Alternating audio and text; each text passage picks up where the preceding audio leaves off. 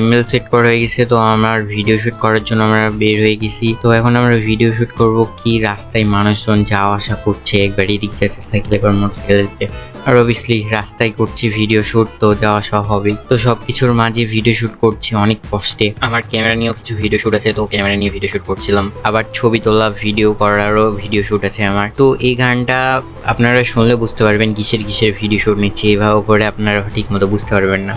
তো আমার গানটা শোনার জন্য ইউটিউবে যেতে হবে। ইউটিউবে যে বিলো দ্য মনস্টার সার্চ দিলে আমার আইডি ফার্স্টে চলে আসবে, বা আমি এই ভিডিওর নিচে লিঙ্কে আমার ওই গানটা আমি পিন কমেন্টে দিয়ে দেবো। আপনারা সবাই যেয়ে দেখে আসবেন, তাহলে বুঝতে পারবেন কেমন হয়েছে গান। আর এই গানটা কি টপিকের উপরে হয়েছে? গানটা হয়েছে ফটোগ্রাফার, ভিডিওগ্রাফার এদের উপরে। তো আপনারা গানটা শুনলে বুঝতে পারবেন, যারা ফটোগ্রাফার, ভিডিওগ্রাফার ওদের জন্য বেস্ট একটা গান হবে ইনশাল্লাহ। আপনারা যে শুনে আসতে পারেন। আর কিসের জন্য ক্যামেরাম্যান এত টাকা চার্জ করে, কি করে এমন হ্যান তেন অনেক জনের অনেক প্রশ্ন থাকে কিসের জন্য করে।